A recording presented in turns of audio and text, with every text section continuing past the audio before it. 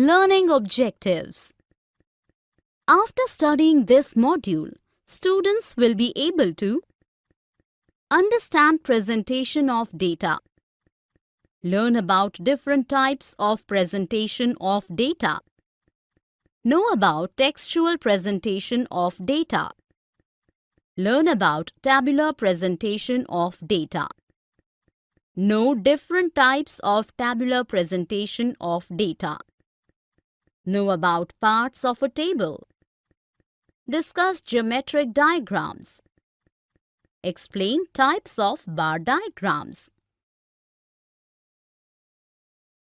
Presentation of data. Introduction. We have learnt so far how to collect and organize data. Generally, the data is in large volume, so it needs to be put in precise and a form which is presentable. Let us learn how to make large volume of data look more compact and presentable. Types of data presentation. There are three ways to present data: textual or descriptive presentation, tabular presentation, diagrammatic presentation. Let us discuss them one by one. Textual presentation of data. In this presentation of data, the data is described within the text. This type of data presentation is suitable when we don't have to deal with large quantity of data. Drawback of textual presentation of data. The main drawback of this presentation of data is that to comprehend data, one needs to go through the complete data. But this method helps users to emphasize on certain points of presentation. Tabular presentation of data. In this method, the data is presented in the form of rows and columns. This method organizes data for further statistical analysis and decision making. In the tabulation of data, the four types of classification of data can be done. Qualitative classification. When the data is classified as per the attributes like social status of a person, nationality, gender, etc., it is called as qualitative classification.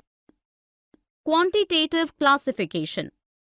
In this method of classification, the data is classified on the basis of features which are quantitative in nature, like age, height, income of a person. Classes are formed by assigning the class limits. Temporal classification. In this classification, the time becomes the variable for classifying data. So, data is categorized as per time. Time can be in years, months, hours, or days. Spatial classification.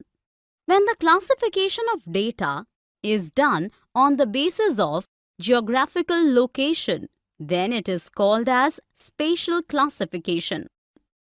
The location can be village, town, city, block, state, or district, etc.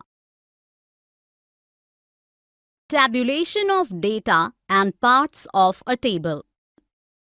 Before making a table, it is important to learn the important part of the table.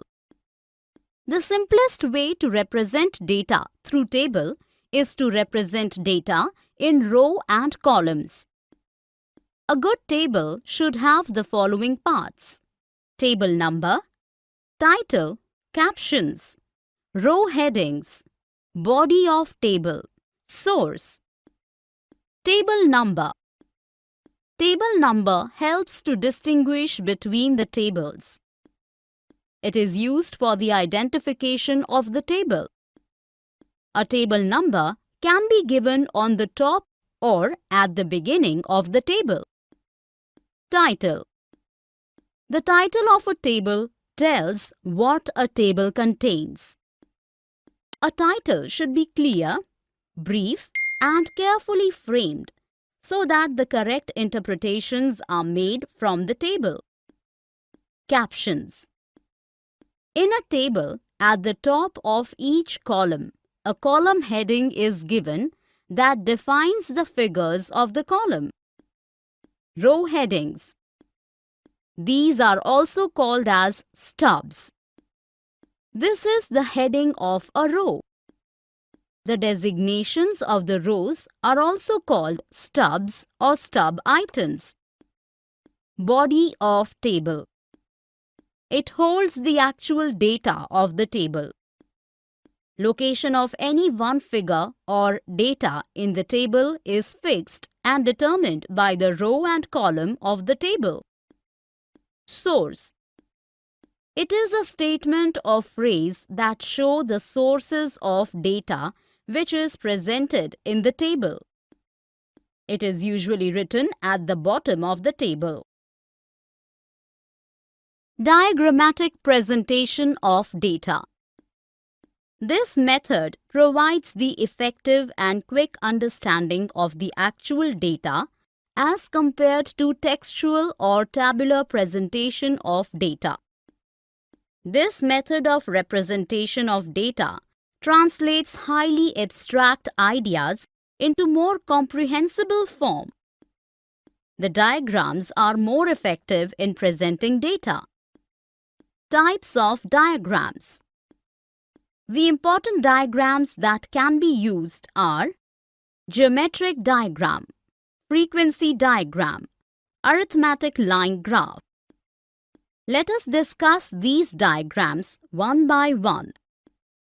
Geometric diagram. Bar diagram and pie diagram come in this category. The bar diagram are of three types: simple bar diagram, multiple bar diagram, and component bar diagrams. Bar diagram. Simple bar diagram. Bar diagram is a collection of rectangular bars which are located at equal space and are of equal width and describes each category of data. Height or length of the bar describes the magnitude of data. The lower end of the bar touches the baseline such that the height of a bar starts from the 0 unit. The data for bar diagram can be of frequency or non-frequency type. In non-frequency type data, a particular feature like production, yield, population, etc. at various points of time or of different states are depicted through corresponding bars of the respective heights according to the values to construct the diagram. Bar diagrams are used both for frequency and non-frequency type variables and attributes. Discrete variables like family size, spots of a dais, grades in an examination, and attributes such as gender, religion, caste, country, etc. can be represented by bar diagrams. Types of bar diagram. Multiple bar diagram.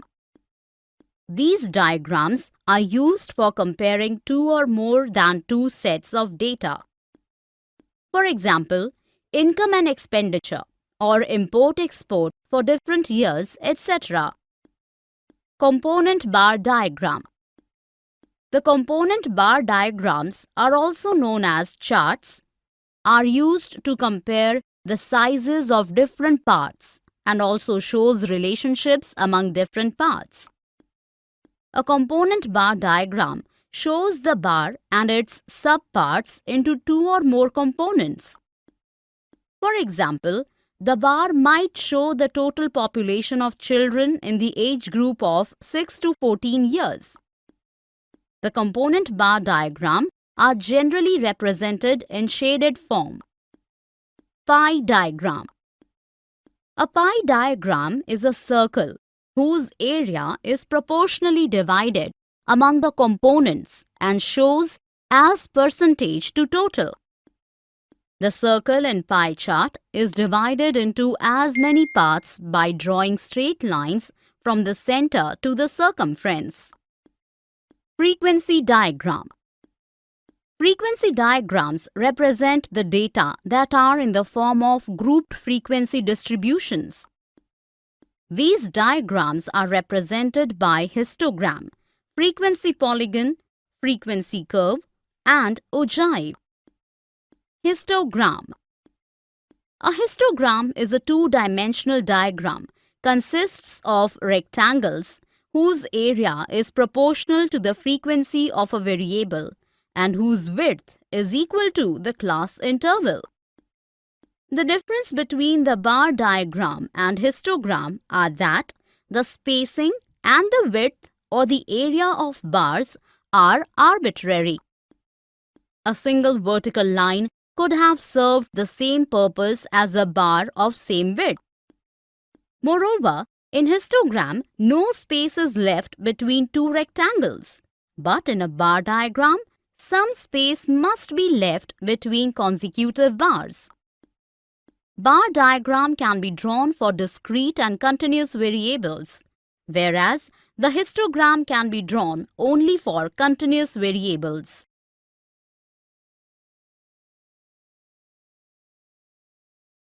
Types of frequency diagrams.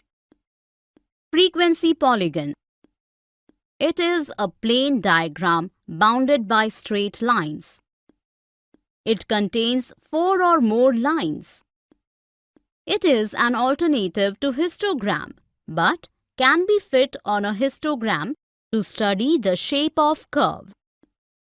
The easiest method to draw a frequency polygon is to join the midpoints of the top side of the consecutive rectangles of the histogram. When we compare two or more distributions plotted on the same axis, frequency polygon is likely to be more useful since the vertical and horizontal lines of two or more distributions may coincide in a histogram. Frequency curve. This curve can be drawn with a smooth freehand curve passing through the points of the frequency polygon as closely as possible.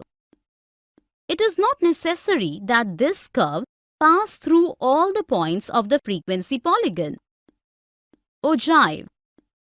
It is also known as cumulative frequency curve. As there are two types of cumulative frequencies, for example, less than type and more than type, so there are two ogives for any grouped frequency distribution data. In this, cumulative frequencies along y-axis against class limits of the frequency distribution are plotted. Arithmetic line graph. It is also called as time series graph. In this graph, time is plotted against x-axis and variables along y-axis. A line graph by joining these plotted points is called arithmetic line graph. This graph helps to understand the trend, periodicity, etc. in a long-term time series data. Summary. Let us summarize what we have learned in this module. In textual presentation, the data is described within the text. This type of data presentation is suitable when we don't have to deal with large quantity of data. In tabular presentation, the data is presented in the form of rows and columns.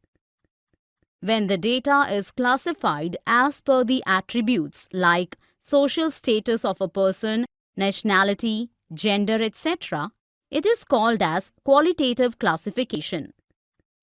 In quantitative, the data is classified on the basis of features which are quantitative in nature, like age, height, income of a person.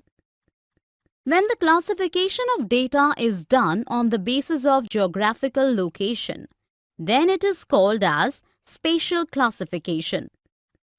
A table title should be clear, brief, and carefully framed so that the correct interpretations are made from the table. Diagrammatic presentation method of data translates high abstract ideas into more comprehensible form. Bar diagram is a collection of rectangular bars which are located at equal space and are of equal width and describes each category of data. Multiple bar diagrams are used for comparing two or more than two sets of data. A pie diagram is a circle whose area is proportionally divided among the components and shows as percentage to total. Frequency diagrams represent the data that are in the form of grouped frequency distributions.